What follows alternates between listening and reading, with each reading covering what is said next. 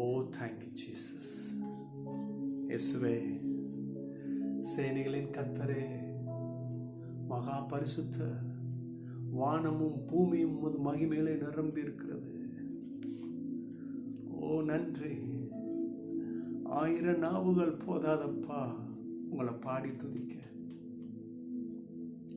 இரக்கத்தில் ஐஸ்வர்யவானே, எங்களுடைய அக்கிரமங்கள் மீறுதல்களை குலைத்து போட்டு எங்களை மன்னித்து ஈசோப்பில கழுவி உங்க பிள்ளைன்னு நீதிமானா நிறுத்தி வச்சிருக்கிறீங்களே. தகுதியே இல்லப்பா எங்களுக்கு. நாங்க குப்பை தூசி. உங்களுக்கு விரோதமான காரியத்தை செஞ்சோம். புடிவாதம், எவ்வளவு மன அழுத்தம்,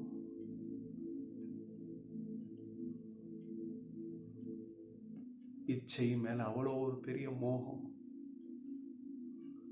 உலக சிற்றின்பங்களில் அவ்வளோ ஒரு ஆசை. ஆனா நீர் எங்களை விட்டு கொடுக்காதபடி, கைவிடாதபடி, ஓ ஷல்லாமாதி, தேங்க்யூ ஜீசஸ், எங்களை கல்வாரி அன்பில் மீட்டெடுத்தீர. இன்னைக்கு ஒவ்வொருவரையும் உங்க பிள்ளையா நீதிமானா நிறுத்திருக்கிறீங்க. அதை நீங்க செய்த தயவு. இன்னைக்கு உங்க பிள்ளைங்க அவங்க குடும்பத்துக்காக, பிள்ளைகளுக்காக, பிள்ளைகளுடைய படிப்புக்காக, பிள்ளைகளுடைய திருமண காரியங்களுக்காக, பிள்ளைகளுடைய வேலை வாய்ப்புக்காக, அன்னைக்கு ஒரு தாய் என்னிடத்துல தொலைபேசியில் அழுதாங்க. தேம்பி தேம்பி, ஒரே ஒரு சம்பாத்தியம் தான் பிரதர், அதில் என் பிள்ளைய டாக்டருக்கு படிக்க வச்சேன். முடியவே முடியாது, கூடாது. ஆனால் தேவனால் கூடினது. திருமணமும் செஞ்சு வச்சிட்டேன். அவங்க வேலைக்காக வெளிநாடு போயிருக்கிறாங்க. போராடிக்கிட்டு இருக்கிறாங்களே, வேலை கிடைக்கலையே. இது போல அநேகர், அவங்க பிள்ளைகள் படிச்ச படிப்புக்கு வேலை கிடைக்கல, பிசினஸ்ல உயர்வு இல்லை. நான் கர்த்தர் சொல்றார், ஏற்ற காலத்துல நான் உனக்கு செய்வேன். எத்தனை பேர் நம்புறீங்க? இருக்கிற இடத்துல கரங்களை உயர்த்தி வாயை திறந்து சொல்லுங்க, என் கர்த்தர் எனக்காக யாவையும் செய்து முடிப்பார். ஏற்ற காலத்தில் செய்து முடிப்பார், நிறைவேற்றுவார். தலைகுனிவு எனக்கு இல்லை. ஏன்னா என்னுடைய மனவாளன் நான் பெற வேண்டிய அவமானத்தை அன்னைக்கு அவர் பெற்றார். கல்வாரில் அவர் பெற்றார். நான் திரும்பியும் பெறணும்னு அவசியம் இல்லை. ஏன்னா எனக்காக அவர் அவமானப்படுத்தப்பட்டார். ஏன் நான் நல்லா இருக்கணும்னு நான் நம்புறேன். என் கர்த்தராலே சேனைக்குள் பாய்ந்து சொல்வேன், மதிலை தாண்டுவேன்னு சொல்றீங்களா? கர்த்தர் பெரிய காரியங்களை செய்வார். ஹல்லேலூயா. இன்றைக்கும் கர்த்தர் இந்த காலவெளியிலே நம்ம கூட பேசும்படியாக தெரிந்து கொள்ளப்பட்ட வேத பகுதி 1 பேதுரு 5ஆம் அதிகாரம் 6ஆம் வசனம். 1 பேதுரு 5:6. ஏற்ற காலத்தில் தேவன் உங்களை உயர்த்தும்படிக்கு அவருடைய பலத்த கைக்குள் அடங்கிருங்கள். நல்லா கவனிங்க. இந்த வசனத்தில் இருக்கிற இந்த 2வது போர்ஷன் ரொம்ப இம்பார்ட்டன்ட். அதை கொஞ்சம் கவனிக்கணும். அவருடைய பலத்த கைக்குள்ள அடங்கி இருக்கணும்.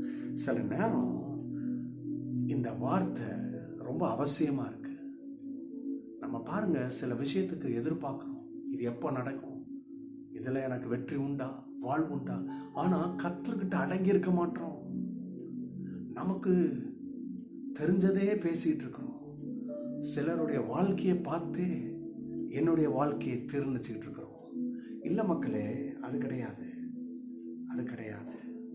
நம்ம தேவ சமூகத்தில் அவருடைய கரத்துக்குள்ளே அடங்கி இருப்பது அது மேலான காரியம். எப்படி அடங்கி இருப்பது? அவருடைய கைக்குள்ள அடங்கி இருக்கிறதுனா என்ன? நல்லா கவனிங்க. ஒரு மகன் அல்லது மகள் அவங்களுடைய பெற்றோருக்குள்ள அடங்கி இருக்கிறாங்க பாருங்க.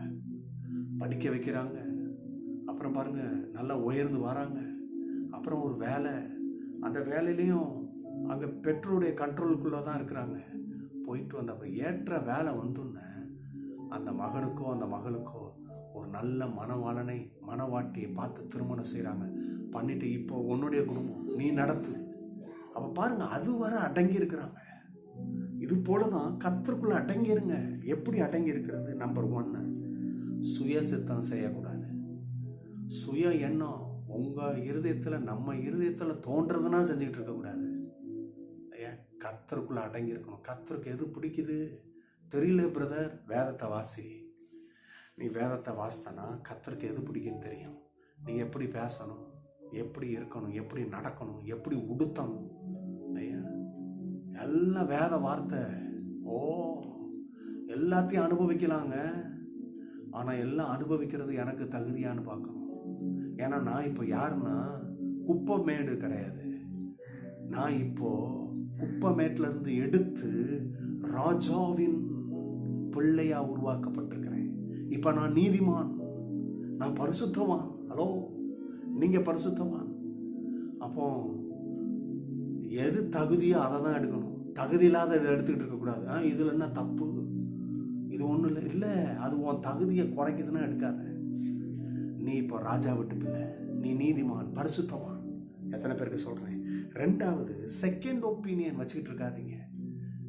கர்த்தர் சொல்லிட்டாருன்னா அவ்வளோதான், கேளு. இது அந்த அங்கே கேட்கறது, இங்கே கேட்கறது, மனுஷங்கிட்ட கேட்கறது. நோ,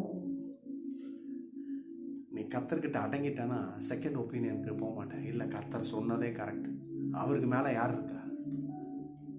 அவருக்கு மேலே அவர் இல்லாதனால தான் அவர் பேரிலே அவர் ஆணையிட்டார்னு சொல்லுது பைபிள். ஏன்னா அவருக்கு நிகராக யாரும் இல்லை, அவருக்கு மேலே யாரும் கிடையாது. அப்போ செகண்ட் ஒப்பீனியன் எதுக்கு போகிறீங்க? மூன்றாவது அடங்கி இருக்கிறது. ஷார்ட்கட்டில் போவேனா, இப்படி பிடிக்கலாமா, அப்படி போகலாமா, இப்படி போனால் அந்த வழியை பிடிச்சிடலாமா, இப்படி போனால் வேலையை பிடிச்சிடலாமா, இப்படி போனால் முன்னேறலாமா? இல்லை, அடங்கிருங்க. கர்த்தரை சார்ந்திருப்பது டியூ டைம், சரியான நேரத்தில் கர்த்தர் நம்மளை உயர்த்துவார். கரங்களை தட்டி துதிங்க. கர்த்தர் உங்களை உயர்த்துவார். God bless you. Bye bye.